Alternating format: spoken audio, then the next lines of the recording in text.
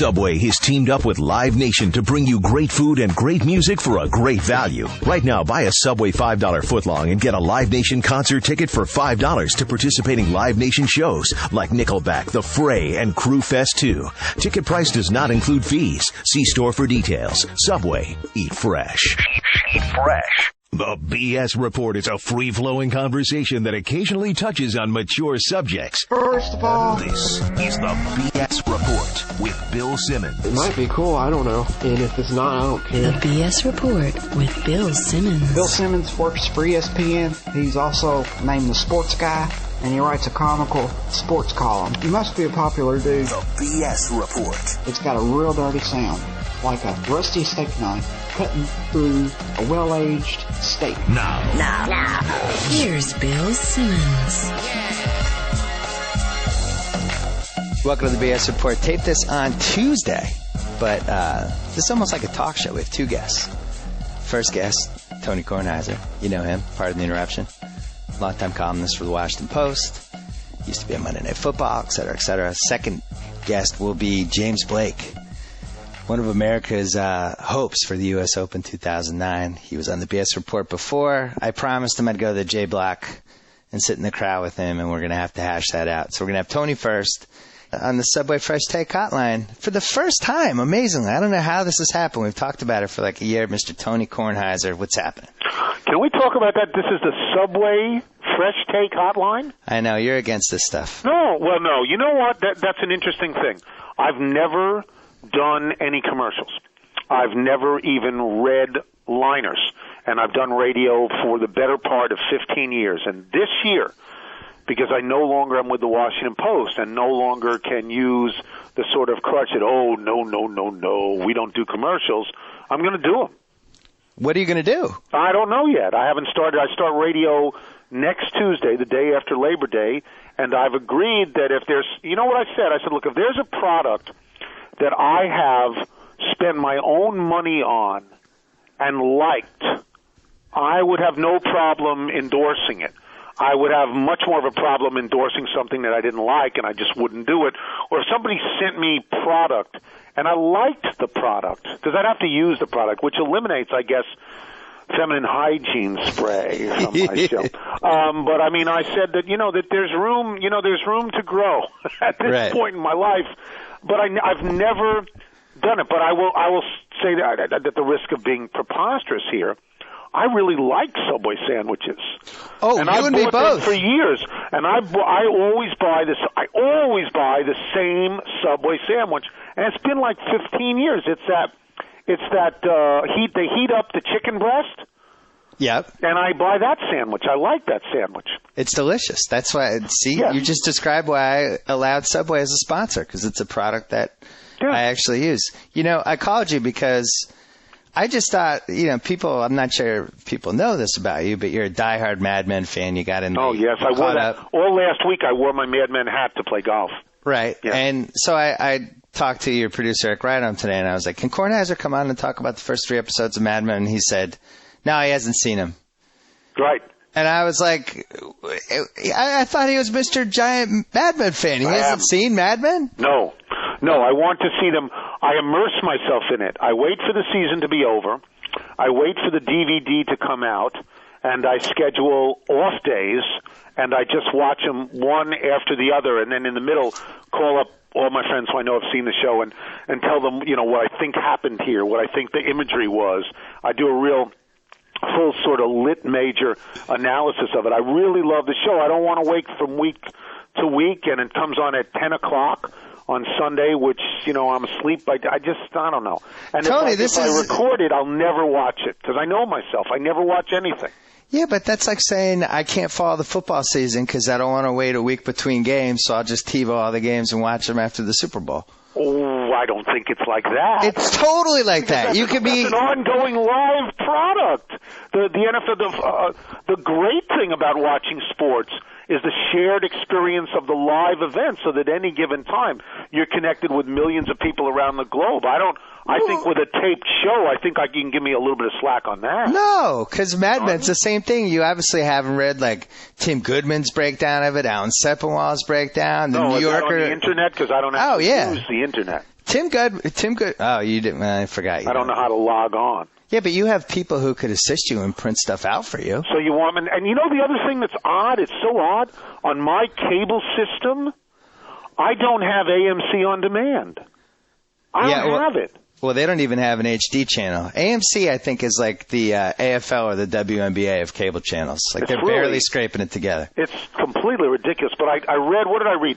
I've started, my daughter now gets Time magazine, and I started reading it because it's only 8 pages long now, so it's easy to read.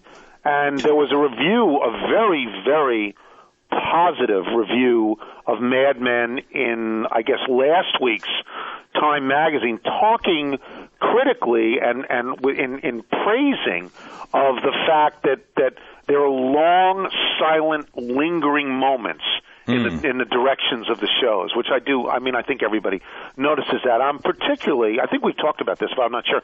I'm particularly enthralled with it because of my age, and because those people would have been my parents, right? And I bring to it not just the growing up on Long Island, where these people would have lived in Westchester, Jersey, or Long Island, obviously, and I remember oh God, this is a terrible thing to say, I so admire and lust after women who drink and smoke. I really do. I mean, that was before they told you stuff was bad for you, and you were allowed to do it. It was really a good time in America. So you like Joan, the busty, chain smoking, drinking redhead? Well, I mean, who wouldn't like her? She's the symbol. I mean, she's the Marilyn Monroe fertility goddess of the period. Absolutely. Yeah, I love her. I think that the wife, John Hamm's wife, Betty, Donald Draper's wife. Yeah. Yeah, I think she's sort of an ice queen. I find her interesting. I mean, to me, there's like a lot of great characters on the show. The guy I'd like to be, of course, is Roger Sterling. Is that his name, Roger Sterling? Yes, he takes off in season 3 even better. God, who wouldn't want to be him? But the three of the most interesting characters are women, and the women who flowed in and out of Draper's life. The woman who ran the department store, I loved her. Yeah, I loved her, and I think that ultimately the character with the most depth is the young girl copywriter who's had the pregnancy and had the child and all of that. I just think I think there's a lot of room in that particular character. But Don Draper's, he's number one. He's the star. Peggy, and I'm interested. Peggy Olsen, is that Peggy? Her name? Yeah, she takes off in season 3. Like it definitely, they push her character. I think she would. I mean, there's a lot there with her. But I mean, one of the things that the story in Time talked about was, and I guess I didn't find Don Draper to be a heel. I didn't find him to be a bad character, but I know he's done some rotten things during the course of the show. I think he's sort of redemptive, but they talk about how he just, reinvented himself, invented himself on the fly and continually reinvents himself. And maybe there's an analogy there, maybe on some level, towards, the United States in that period of time. I don't want to get too deep. I think you're right, though. I think the guy who created this show thinks all that stuff. The reason I think you should watch it as it happens is because, like, for instance, yesterday, kind of a controversial episode, and on Sunday, some people thought it was a little meandering, other people loved it. People who were lit majors like yourself would have loved it. So I talked to like 4 different people yesterday about it. So in my mind, it's really no different than if it had been a good Sunday night football game. Okay, well then how do I go get the first 3 episodes? That's a great question. I mean, who's got them that I could go see them on a Sunday afternoon? The AMC guys will have to call the interruption guys and say, how do I get Kornheiser? Yeah, I'll do that. Because, you know what? Also, because since I'm going back on radio, I mean, that would be a great thing to talk about. I probably wouldn't talk about it on Monday because we'll be loaded with. Well, I would. I would talk about it for. You'd end up talking about it on Monday. I'm telling you, I talked more about Mad Men yesterday than I did about anything else that happened last week. But do you think that will happen in the real NFL season and not exhibitions? Yes. Well, because it's one of the only TV dramas that matters anymore. It's a terrific show. Do you know the other one that I watch? I only watch 2 shows. I watch Nurse Jackie. Just for Carmela Soprano support? I like her, and I like the show. And that's what's interesting about that show is how many of the episodes are written by women.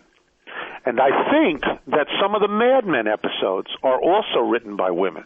Yeah. And I think if you go back in time to the great dramas and, the Hill Street Blues and the St. Elsewheres and even further back than that to Playhouse 90s and all of those, I think there'd be an incredible paucity of women actually getting credit for writing these things.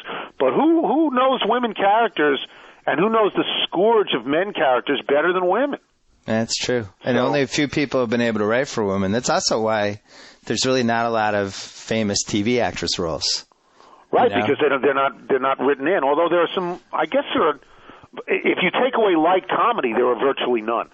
Well, on ER, I really thought Juliana Margulies' character, I really liked her. I liked her. That was a really nice, too. It was really nice, well-written character. But then, I'm trying to think, like St. Elsewhere, was there even a strong female? I can't even remember. No, Joyce Davenport was the number one in Hill Street Blues. And she was a good, strong character because of the tension with Farillo. But it's rare. Most of them are just sort of matriarchal. They're running the ranch. I mean, it's just nonsense. They're like not real women. Right. And so you rarely saw it. And I would contend that a lot of that is because of how many men, wrote these episodes and didn't really know how to write women. Look, I don't know that this is true because I guess Judd Apatow is the number one guy. But isn't Diablo Cody just about as hot as it gets now for writing movies? Yeah, pretty much. She's a woman. Slim pickings, though, on that front. Yeah. And it's also a lot easier, I think, to write a character like Don Draper. See, he can get away with stuff just like mannerisms and things that I'm not sure women can get away with. Women they would make character assumptions about women that would fit very neatly into the way men have always looked at women. So you have to nuance women. You really have to pull back and change the game for women, which is why I think that, Peggy Olson can be, is that her name, Peggy Olson, right? Yes. Can be a breakthrough character because she's got a whole lot of depth to her. I was surprised by the depth of your affection for Don Draper. I've never heard you gush like, not even Brett Favre did you gush about like that. No, because, you see Favre's flaws in every off season. We don't see Don Draper in the off season, do we? No. So, yeah. They're kind of similarly flawed. They're leading a double identity. Yeah, Norma Seago's double identity. Yeah. Favre he's the Mississippi guy, and then he's the guy who obviously likes to be in the limelight and can't give it up. No smoking, but did drink once upon a time. And did take Vicodin once upon a time. Yeah. Right, but plays Hamlet maybe better than Don Draper could. Yeah. So he's great at Hamlet, isn't he? How excited are you not to be making those Monday Night Football road trips this year? You're going to be titillated. See, I'm gonna do the rare thing and actually tell the truth here. I have a lot of buyer's remorse right now. I haven't allowed myself to watch. I haven't allowed myself. I've turned away.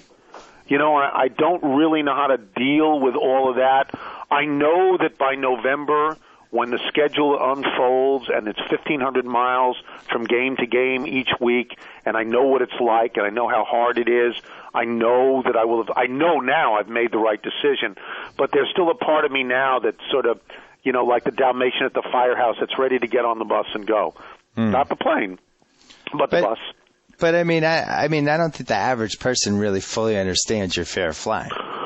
Well, the people who are afraid of it understand it for certain. They know what it's like. It's hard. You got to take. It's not so much the fear of the actual being in the plane because once you made that commitment and you take the Xanax, you're rolling at that point. It's the days and weeks and months before when it haunts your every dream and keeps you up at night. And I just think that, sort of phobic, everybody knows somebody with some horrible phobia. I know people who won't go over bridges. I don't like bridges either, but I sort of train myself. I bought a house in Delaware, so if I don't go over the Chesapeake Bay Bridge, I don't get to the house.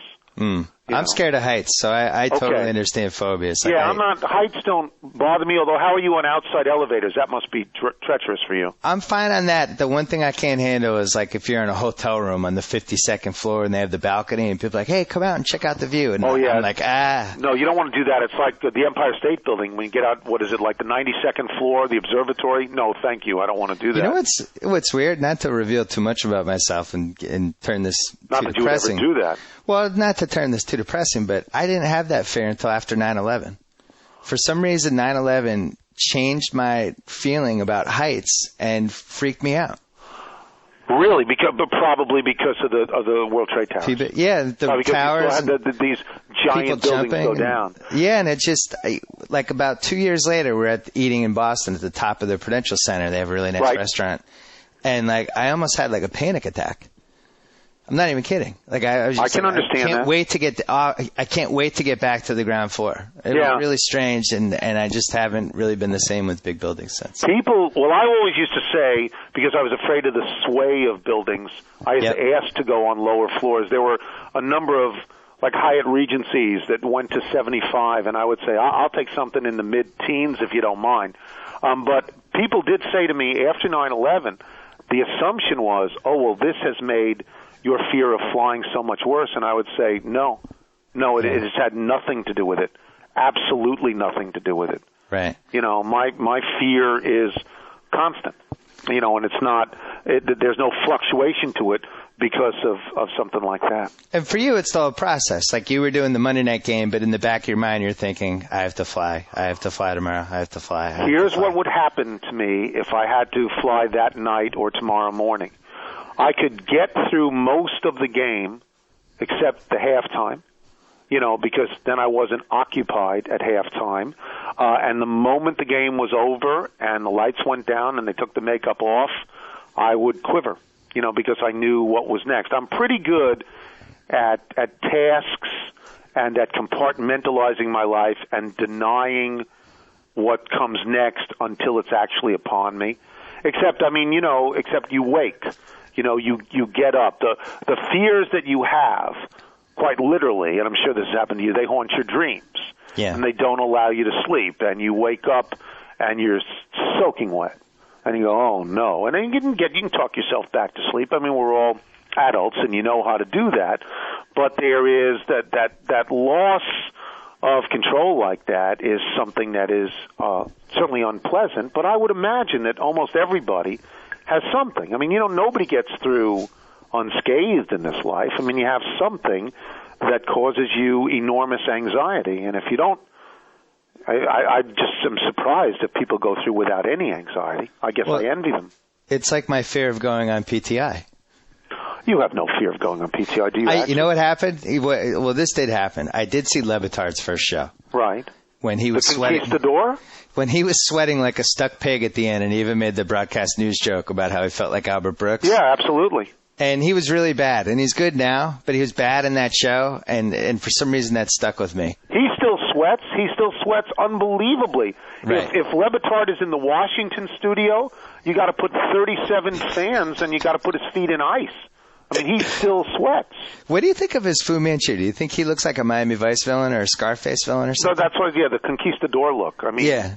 I've laughed at it the first few times I've seen it, but I love Dan, so I will go with the look. It does look like. Do you remember the original Hill Street Blues character before he morphed into something else when he was Beverly Hills Bunce, Norm Bunce? That's who he sort of reminds me of. He reminds me of a guy who might have just walked off a used car lot. I love Levitard, so I always try to encourage him to do things like facial hair or crazy hairdos. I like when he grows his hair out, too. Yeah, no, he's happy to do all that. Yeah, he is. He likes attention. He does not hide his light. Now, he does not. You must have talked to him about this because he reached a similar point that you reached, but you reached it a lot later than he did, where I don't think the average person realized what a phenomenal writer you were. And I'm not even talking about your columns. I mean, like, you were doing feature stuff for Inside Sports and Sports Illustrated. Yeah. It's as good as anything anybody's done. Thank you. Those were both takeouts, and I loved them. Well, yeah, I'm not saying that to kiss your butt. I mean, but you must have reached a point where you were like, I can't do this any better, and I don't enjoy this anymore because I'm not getting better at it. It's something you don't say out loud, but you do understand that you've gone as far as you can go with this form. You're not getting any better, and you're reading the other kids with a certain amount of envy, and you just can't. You know, it's like driving the ball, carrying a 280, and then some kid comes along and carries it 305, and you know that. You can see that distance, and you reach back, and doesn't matter how hard you hit it. It is not going 305, so you get out. You go to the next thing. I mean, I've been very fortunate in that regard. I started as a feature writer and did these long takeouts and did them pretty well, and then went into writing columns, and then radio came along, and then television came along, and I've never had to face my own mortality, but in terms of any of those disciplines. But a guy asked me last night to go back and write. He said, you know, you were wonderful and you'd be great, and I'll give you this opportunity. And I said, no. And he said, why? And I said, scared. Can't do it. I mean, you know, don't want to get out there on that stage and not hit the note. There's no point. Well, to what end? What am I doing it for? So, yeah. You the best thing you wrote. I'm sounding very neurotic now, aren't I? No, but I mean, I totally get. Believe me, very few people understand this subject more than me because I just think about it constantly. Because I feel the same way. Once I feel like I can't hit 305, I'm out.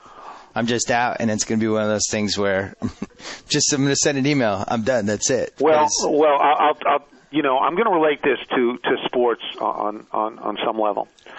A lot of people in the media like to say that the athlete near retirement, that the athlete is the last to know.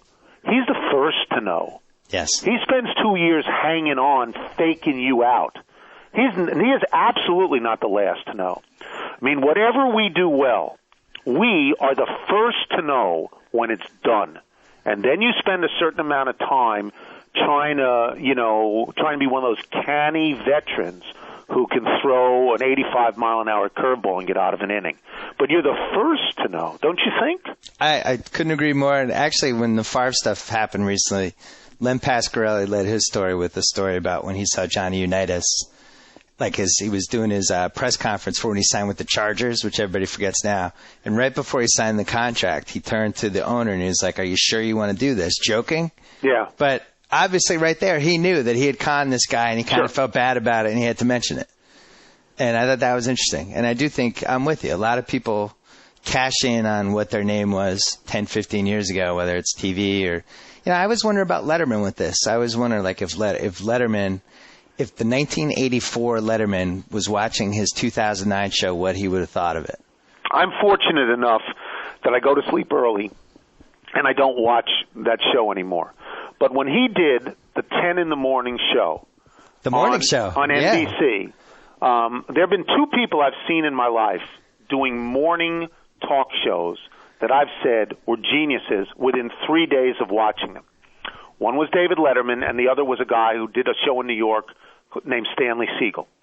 And they were so far ahead of everybody else. Letterman was and probably is still a genius, but you can't do the same thing for 25 years and do it as well in the 25th year as you did it in the first three. The hunger is, why is genius a young man's game? I mean, as great a performer and as great a writer and as great a singer and rock and roll guy as Bruce Springsteen is, I'm sorry, he's not going to hit those heights that he hit as a kid.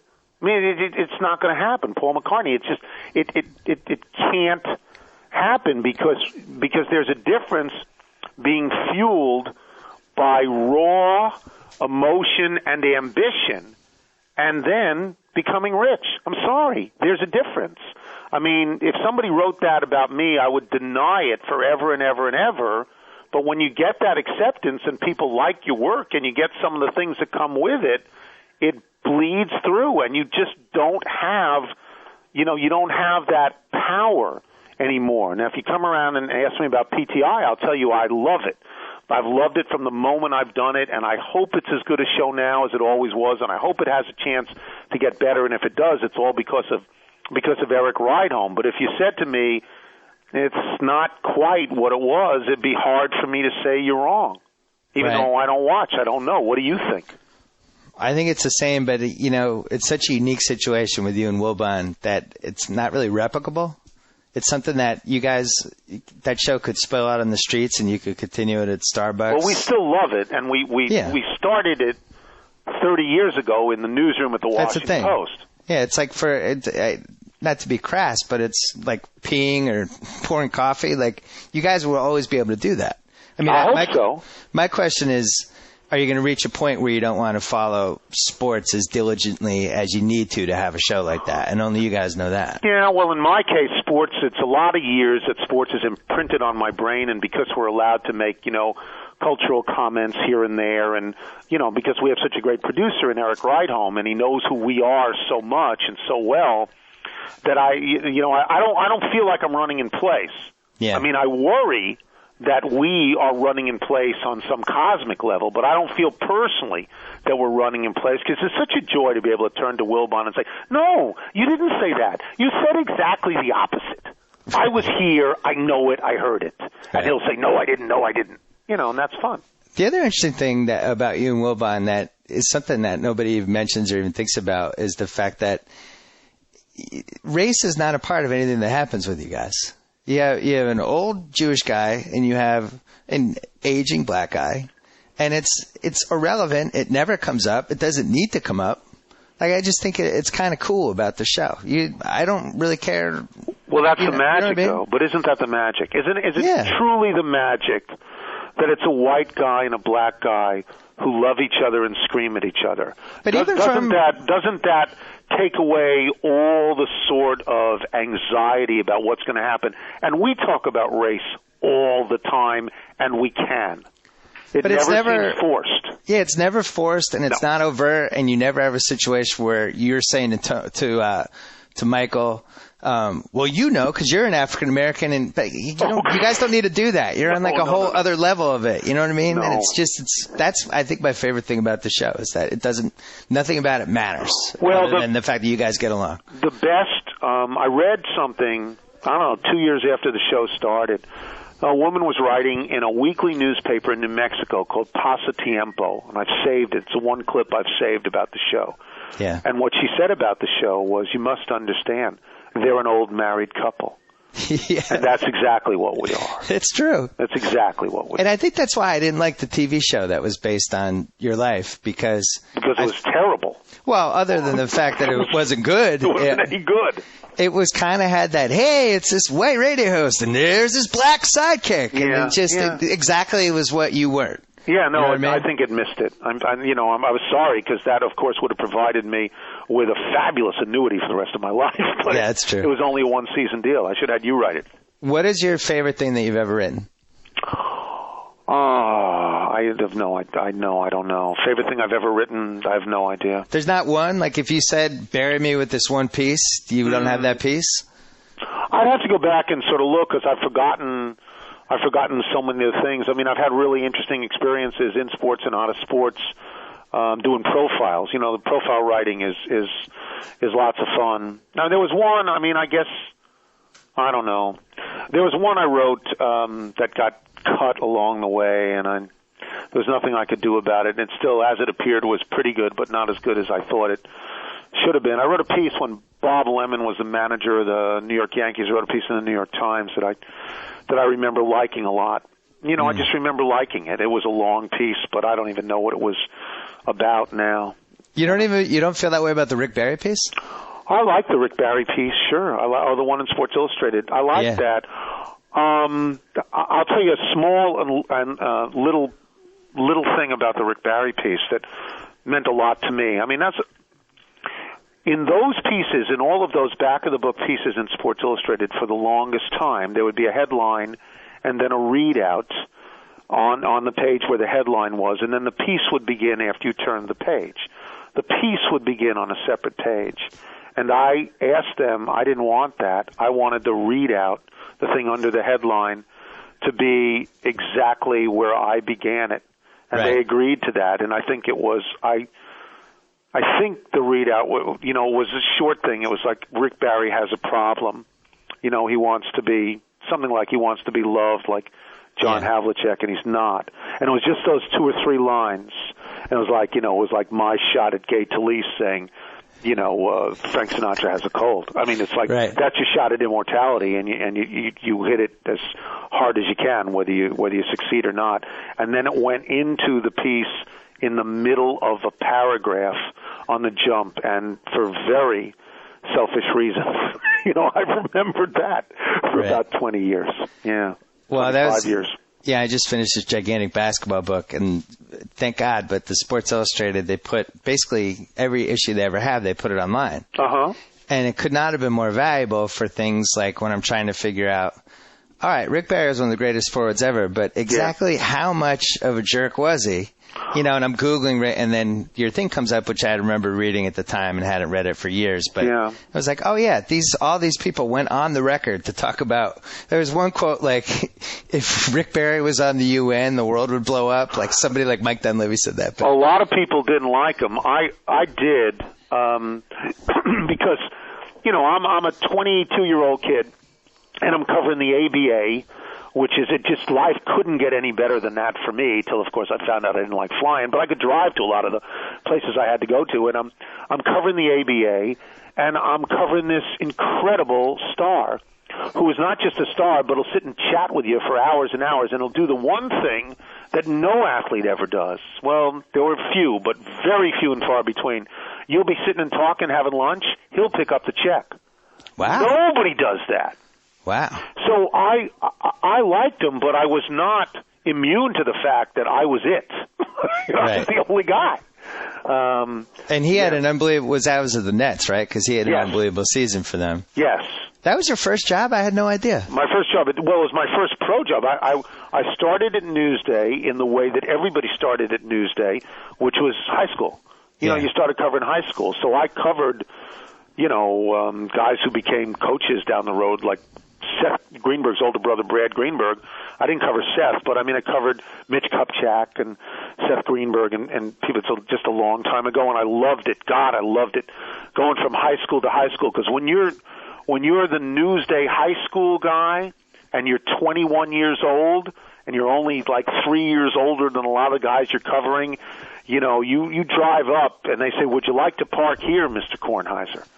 It's like you're in the A lot, baby. You're in the players lot at that point, and they do everything but literally throw rose petals at your feet.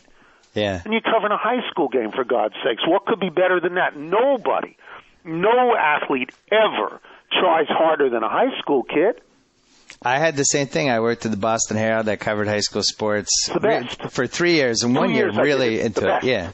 And the other interesting thing is how different each sport is, like just in terms of like watching it and digesting it. Like I found like I really liked high school women's volleyball. I thought it was really exciting. I was like, wow, this is great. We didn't do any of that at Newsday. Yeah. We did basketball and football, and then when baseball came around, we rarely did it. And then we got like starting in around May or June, the young guys on the squad got to go and do, Mets games or Yankee games, maybe sidebars, maybe write the lead. In the summer, you got the one Yankee road trip that the Yankee writers didn't want, like the 2.5-week road trip, Baltimore, Detroit, Texas, Oakland. A trip that people go, oh, none of the writers want that trip. Right. They don't want that. This is Baltimore before Inner Harbor, and this is Detroit at, like, not a great time. And Texas is Texas. It was 1,000,000 degrees, so you would get those trips, and then it was always sort of a come down to go back to high schools. I remember begging in 1971, long before you were born, begging to do the U.S. Open, and they gave it to me. And one of the assistant sports editors said to the sports editor, "You're crazy to give that to him, crazy. He'll never go back to high schools again." And I didn't. What's ironic is that I think we're back to those days in 2009. And I know I'm seeing it with the Boston papers, which I read every day. You have people covering the major sports now who are in their mid-20s again, whereas when I was trying to get in, everybody was so entrenched, and it was so hard to move up. And I really feel like because everybody left. Everybody either took the buyout or went to ESPN or went to some website, and now you got kids, making the $1.380, and they're happy to be there. Yeah, well, it's kind of like 1972 a little bit. Good. Good. I was on a pretty good staff at the time. So. How are you one of those guys who's just overwhelmingly sad about the fall of newspapers, or do you feel like it was time, or how are you feeling? No, I think that newspapers contributed clearly to their own demise and didn't see anything coming that they should have seen coming. But I languish in nostalgia. What will my children's children? What will they think that I did? What will there be to understand what newspapers were and how news was delivered? The news is pretty much the same. It's just the method of delivery is different. Right. I think there'll always be a market for great reporters and great reporting and great writing. I hope there'll be a market for great writing. It's going to have to be shortened a little bit, punched up, as they would say in Hollywood, but it'll still be there. That was the mistake newspapers made, is they were convinced that immediacy was the reason that things were going downhill, and in fact they should have gone the other way and just tried to crush everybody with good writing and good reporting. That's what made them special. Well, it's all gone now. Their feet are in the tar, and the sandstorm is coming. If it's not already here. I don't think within 3 years that any newspaper will be publishing with ink and paper, except maybe the Wall Street Journal. Yeah, my dad was visiting recently, and he's from your generation of, you read the newspaper in the morning. Yeah. And he comes to L.A. and he buys the L.A. Times in the morning just because he likes, it's a habit. It's tactile. People like it. It's good. It's fun. Hey, you have a fantasy football draft in 5 minutes. Do you need any help? I don't know anything. I'm going to let the computer draft for me. I don't have a name for the team. You have a name? You have a good name? Why don't you do like a Mad Men name? Call yourself the Don Drapers or something. Okay, Roger Sterling is who I the Sterling football. Is that what his name is? Roger Sterling, isn't it? Roger Sterling, yes. And you could name your team after the firm. I can't remember what it's called, though. It's Sterling Cooper. Yeah, call it Sterling Cooper. Should I do that, Sterling Cooper? Yeah. Wouldn't you love to be Roger Sterling just for like an hour? Especially with his new wife. Not the heart attack hour, but the other hours. See, man, I wish you'd seen episode 3. We'd be going for 20 minutes about Roger Sterling's performance. All right, here's what I'll do. If anybody's listening to this podcast who's affiliated with AMC, and they can get me the first few episodes this year, I promise I'll watch them. Okay, good. And then I'll try and check in Sunday nights and stay up and be totally wasted on Monday. But that's okay, because Monday night, it's not like I have to do anything anymore, is there? Right. I guess they're still playing the games without me, but it's not like I have to watch. So you're out. You can't even watch. This is like a relationship that broke up. You don't even want to see the old girlfriend. I don't want to see her yet.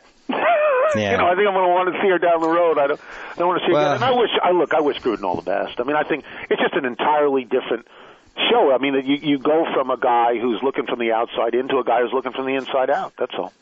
Yeah, well, I was I kind of saw it from your eyes, because I think I was looking at your role like, well, what would I do if I was in that role? And I just feel like part of me wonders if a football fan will ever accept an outsider in that role that's not a player or coach. It's one of those sports that you never played, then that just seems to be the attitude. It's amazing to me that the very people who say that are the people who never played, and they are the ones, everything else they want simplification in their life. They want it explained to them, simplified for them. They don't want it too heavy, and they want to enjoy themselves. And in football, they want more mystery. They want more mystery. If Gruden or Jaworski tried to explain something to them the way they explain it to each other, none of these viewers would have a clue what they were talking about. None of them. Anyway, the reality just came from me. Well, one last thing. Like the Turk. Reality came from me like the Turk. Fantasy team name. Hard Knocks. See, you watch that show too. Well, I also think Simmons gave me Sterling Cooper. All right. Simmons gave you that? The best Simmons could do? Well, he said we should do a Mad Men thing. Well, you know the John Walsh thing. The Charleston. That's the winner. That's reality, of course. 30 seconds. You know the John Walsh rule. You have to put your own name in a fantasy team. Oh, you do? Your own name? Well, that's his rule. I'm not saying it's everybody's rule, but It's not my rule. All right. It's not my rule. He's Go from with Sterling Scranton. Cooper. Stop. I'm going with Sterling Cooper. Talk to me again sometime if I haven't bored everybody. Tony, thank you for coming on the Subway Fresh Take Hotline. Happy. Send me some product. Okay, bye-bye. Bye.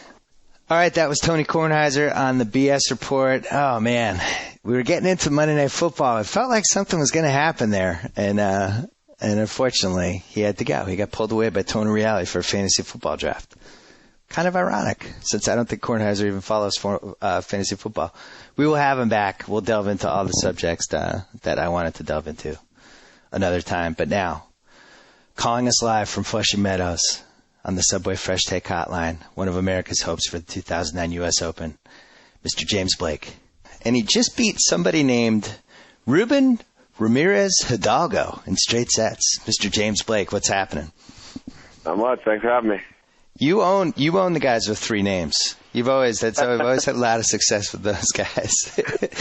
Well, usually if I'm playing on hard courts, I usually have a better chance against them. How are you? How you feeling? This is your tournament. This is your show. Yeah, I'm feeling good. I've been a little injured throughout this whole year, and it's been pretty frustrating. But feeling good now. I'm healthy, and the legs feel good. I've had a lot of time to work on them in the pool and on the bike when I couldn't be on the court. So I'm feeling good. What are the specific injuries? Is it old age, or did you actually do something? No, I can't blame this on old age. The last one I can blame on stupidity. I got up kind of in the middle of the night in Croatia, and I walked straight into the side of a bag, of like one of those roller bags, and I broke my toe. And so that was my own fault, and I was out for about 6 weeks of that, really. So I missed some of the summer warm-up tournaments, which is unfortunate because I usually play pretty well in those. Was that the actual story, or was that the story you decided on after heavy PR consultation? I would love to make it sound a lot cooler. I guess I think I heard a couple of my friends emailed me or texted me yesterday saying that they heard on TV. They said after losing, it was the day I lost a match, so it was a really close match. They were saying on TV that I lost the match and went back to my hotel room and kicked the door and that's how I broke it. And I mean, even that, if they want to say that sounds a lot cooler than me being too clumsy and it being too dark in my room and me being such a slob that I leave bags everywhere. So I would if they want to make it sound better and cooler, then that's fine with me. But I'm happy to tell the truth of the fact that I'm actually just that clumsy and that messy. I would have said that you and John Mayer were leaving a club together, and the paparazzi were hounding him. You kicked one of them, and you kicked the camera. Yeah, that sounds much better. So if you want to go with that, then that sounds pretty good too. But unfortunately, I'm just, and I actually think now it's my karmic payback for my brother. My older brother did almost exactly the same thing about 3 or 4 years ago, and I made fun of him mercilessly for being, you're an athlete and you walked into a door and it was middle of the night and it was so tired, overseas, and I made fun of him forever, the fact that he did that, and now this is my payback, is that I did the same thing. So how are you feeling in terms of how long you can kind of last? Like, are you feeling like you can get to that second week, you can get to late in the second week, you get to the semis? Like, what? I mean, obviously you're talking yourself into it, but like, how realistic do you think that is? Yeah, it's difficult to say because I feel good right now, and you never know. Not having as much time on the court, you might not be playing your best, but I always, coming into this tournament, I felt like if I got the first one under my belt, which means, I'm playing well enough to beat one of these guys, I can keep going further, because I know if I'm playing my game, if I'm playing as well as I have beaten just about anyone in the world at a given time, so it's just a matter of putting it together for a 3 out of 5 here and doing it on the bigger stage, which I know can be possible, and it's probably my best chance here at the Open, just because it's my home slam where I got the crowd support and everything. So I think realistically my legs will be ready, and I should be able to handle it if I'm not too rusty, which I felt pretty good yesterday. So physically, I think I can go deep into the second week.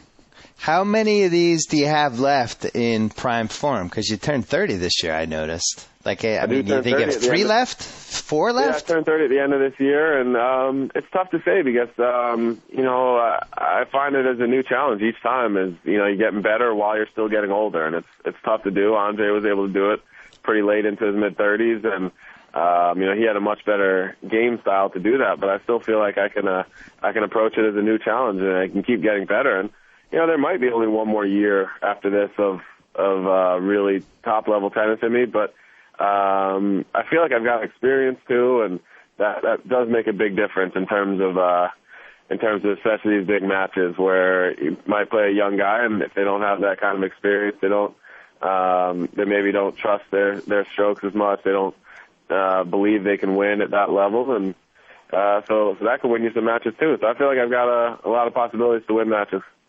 What about Roddick, the Wimbledon, the 16-14 fifth set, all that stuff? Kind of swung he swung some fans this way. I mean, he's not the American go-to guy now, is he? Do you want me to get rid of him? I can eliminate. I'll start some fake rumor about him or something if you need me.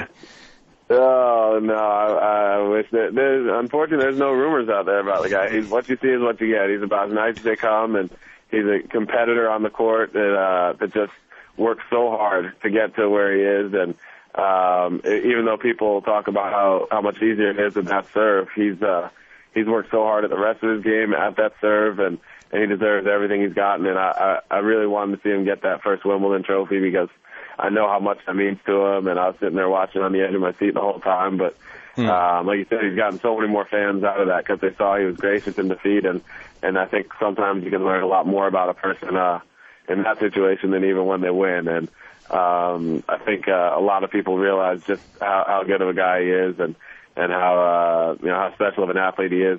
Even though for the past 5 or 6 years we've heard that we're not the generation of Sampras and Agassi and Chang and all those guys, but he is still someone to be appreciated by the American fans. But I mean, what was weird about that is it was really one of the best defeats ever, as weird as that sounds. Like, in defeat, he pushed himself to a whole another level, not just as a tennis player, but kind of profile-wise. I feel like he became kind of a superstar here from that match a little bit. Yeah, because, I mean, it showed people that, well, first of all, I think people might realize, the actual tennis fans might have seen in that match that he's probably a better player right now than he was when he was number one in the world. But what they don't realize is how much the game has improved, how much Roger and Rafa have just excelled and pushed this sport to whole new levels. So he's still playing better, and he's doing everything he can to improve, and he played great that day. He just came up against a guy who is, now I think ended the debate of who the greatest of all time is. And, if you're in that position, you can't take anything away from the Charles Barkleys, the Patrick Ewings who got the title because of Michael Jordan. And you can't take anything away from Andy for not winning Wimbledon when he's up against, the greatest of all time. So it's tough. And he, I think he's still got, I know you asked me how many years I've got. I think Andy just turned 27. He's got quite a few more years of great tennis, and I hope he does get that Wimbledon trophy and maybe even add to it with a couple of them. I had this whole thing in a mailbag like 6 weeks ago about athlete funny, like a scale of, because most athletes aren't, when athletes are funny in sports, people blow it out of proportion and make it seem like they're really super funny, but they're not actually funny. So I had this list of the people that were like, all right, these guys are actually funny. And I didn't put Roddick in the list. And I got all these emails from tennis fans like, you totally missed the boat. Roddick is so funny. How did you miss it? Is he really funny? He is, and actually, he's doing my charity event December 1st in New York here, and I love doing charity events and exhibitions with him because I can just stand there and be the straight man. He'll crack jokes, he does impressions, he'll make the crowd laugh, he can dance. At one of my events, we bet on the little exhibition match because they don't really count for anything, and we decided the bet would be the loser has to pick a girl out of the crowd and serenade her. So you've lost that love and feeling.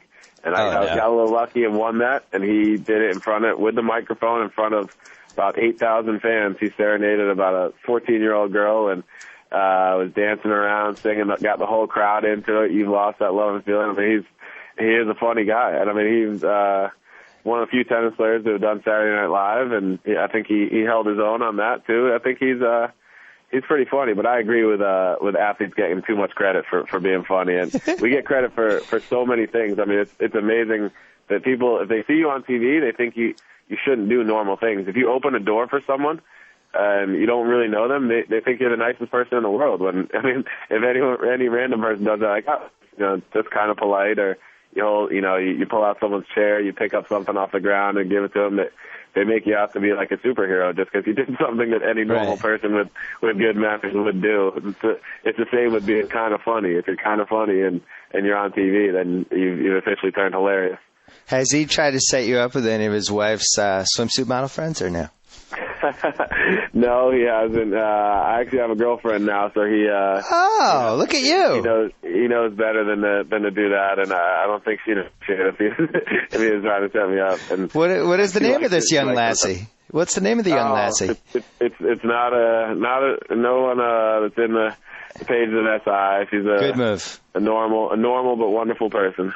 Good move. Has she practiced just in case you make a run in the open, like the camera fixates on, they have to do the jump up fist pump thing? She's got to learn all those moves. She is not, and she's actually still learning about tennis, so she's got some more learning to do. But so hopefully the main thing she's focusing on is not jumping up and doing that at the wrong time. You have to get Sampras's wife to tutor her. She was always the best one. Yeah, I thought Sampras's wife she really had brought that intensity and that support that I really want for my tennis girlfriends or wives. Yeah, she's great. I always thought that would be a good website too.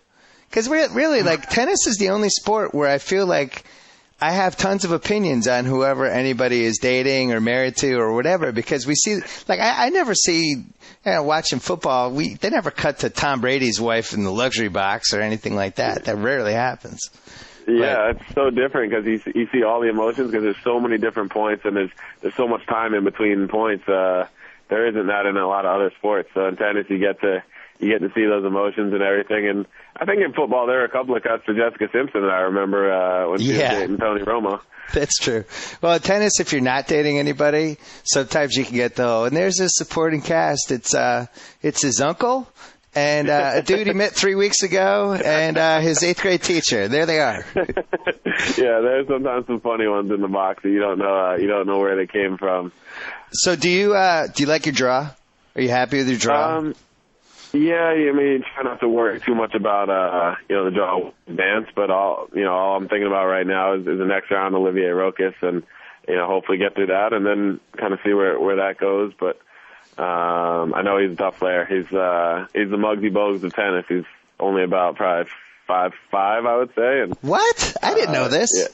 Yeah, I mean, I think pound for pound got to be one of the best athletes in the world just because of him being able to compete with the guys out here at that height, and he's been as high as probably in the world, and it's just incredible to watch him play and see how fast he is and how he can compete.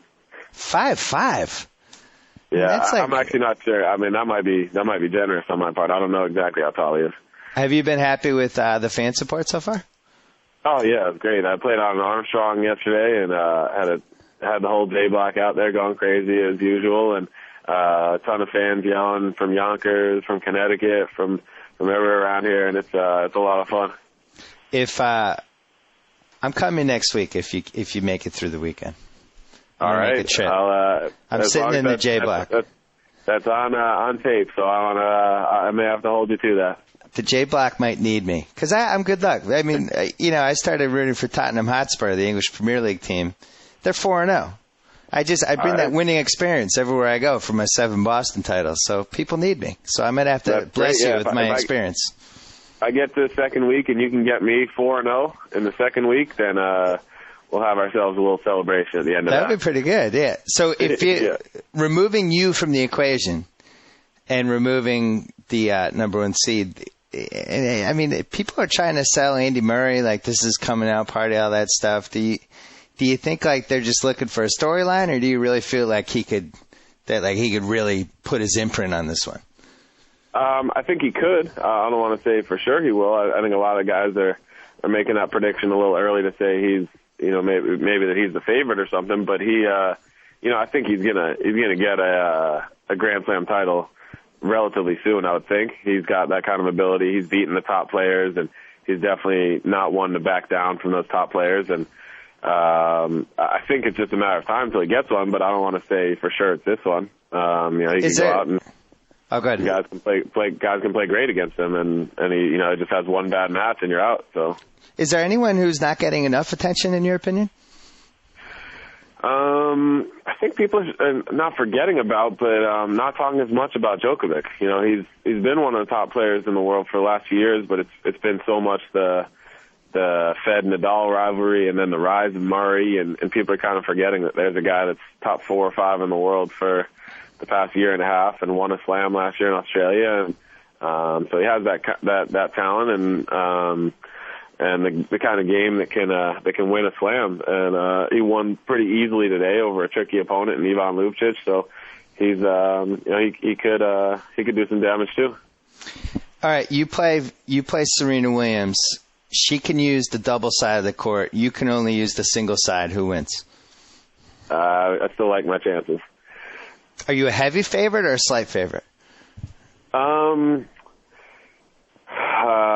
I'd like to think a pretty heavy favorite, and it's not to sound arrogant or sexist. It's just that the men's and women's game is very different in terms of the power and the speed, and they're unbelievable athletes, but it's just different when that much strength and speed comes into it. See, I think there should be a pay-per-view. James Blake versus Serena Williams. She gets to use the doubles court. I feel like that would be covered. That's a major event.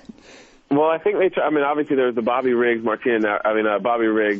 Jean King one that was huge, and then they actually did it with Martina Navratilova and Jimmy Connors, where she got half the doubles alley and he only got one serve. And it wasn't. I think they made it a pay-per-view event, but it wasn't that popular. It wasn't that big of a deal. Connors won with those as the rules. You know why it wasn't popular? It wasn't popular because nobody wanted to see Martina Navratilova. I mean, everybody was already tired of her. And then the Bobby Riggs thing, he was like 65 when he played her. Like, that wasn't fair. Yeah. I want to see two modern players go at it. I feel like with Serena, like, she'd actually want to do it. You think she would? If you can convince her that it's something that would be good for her to do, then I'd be happy to play it. But I think for them, it's tough to make it worth their while. I think, you can start calling her out. You can say, "Come on, Serena, you think you're so good." I would never do that. She might beat me up. She's actually one of my good friends, and we joke about that kind of stuff. But no, I don't. I can't see her wanting to play that. Do you feel like, they're kind of underrated now. When you think like how amazing it is that these two sisters have dominated their side of the sport now for a decade. And it's nothing that's never really mentioned. And plus they came, not from the easiest background. I feel like Rick Riley wrote about it recently. It's a more amazing story than I think we discuss. Yeah, I think Rick Riley did a great job about that. And he's one of the few that have written those kind of articles about them lately. And to me, it's actually very much frustrated me. A few of the articles I've seen that have been somewhat negative towards them, and it's just amazing that people think they haven't realized certain potential, they haven't done as much as they could, and I don't know how you can possibly argue or ask for more out of two sisters that have won. I think between the two of them, 18 or 19 Grand Slam titles in singles, probably 30 something in doubles total, and they've accomplished so much. They're still relatively young. Serena has won 3 of the last 4 Grand Slams. I mean, what they're doing is just incredible, and they're increasing the popularity of the sport in the States, especially for girls. And I just don't know how people could say that they need to do more just because they have other interests. Venus is very much into interior design. Serena has her own fashion line. She was into acting and stuff, but it's such an individual sport that you never know. If they had just been totally focused on tennis and not thought of anything else, they might have burned out by now. And so to say, your plan is better than their plan, I don't know how you can argue with them being two of the greats of all time. And it just frustrates me when people say they could have done more. That's a good point, because when people burn out, they're like, yeah, they were too tennis-driven. Yeah. And it's like, these two aren't they aren't tennis-driven. Everybody's like, yeah, they're not driven enough toward tennis. It's like you can't win. It's amazing. Yeah, you got to let them do what works for them, and whatever works for them, just, it's one thing if they're 150 in the world and never quite making it, but these two have been the greats of all time, so I think they're doing something right. Yeah, I think the real issue, and I know I feel this way, and casual fans, diehard fans, whatever, is that when they play, the matches are never that good, and it's because it's the same reason why the Klitschko brothers never wanted to fight. When you're that close as siblings, you don't want to beat the crap out of the person you're playing, and there was never that feistiness that you normally see when you have two great tennis players, I felt like. Yeah, I could see that, but I mean, like you said, that's so tough because it's your sister, it's someone you grew up with, and it's tough to get that fired up. I know if I was playing my brother, it'd be really tough for me to pump my fist every break point I save, or to get so in his face in any way. I probably wouldn't have that same fire either. So it's right. I can understand how people could miss out on that, but I don't know if that's really their fault. No, it's not their fault. It's just kind of an unfortunate happenstance. You know what I mean? Yeah. Like it's too bad that they couldn't one time say, you know what? Like maybe they'd be in a fight. Like maybe they got in a fight 2 weeks before about some guy and they took it out in the Wimbledon finals on each other or something. It's just, I don't know. All right, James Blake, good luck with your draw. And I'll be watching. Bill, I'm sitting in the J block. I'll see you next week. I'm sitting in the J block if you keep winning. Thanks for coming and thanks for coming on and good luck. All right, thanks a lot, Bill. All right, take care. Thanks to James Blake for that. And one last note. It's the 1-year anniversary of one of the most pathetic moments in the history of male mankind. Joe Meade's bachelor party at the Flushing Meadows U.S. Open. Joe, how are you going to celebrate this fantastic event? Yeah, I'm going to try to head back to Flushing Meadows, maybe see if I can use my connections this time to get in the J block. Who knows what'll happen. You know what? I think to atone for last year and one of the 5 worst bachelor parties ever thrown, I think you have to sit in the J block. We can arrange that. We can get you in there.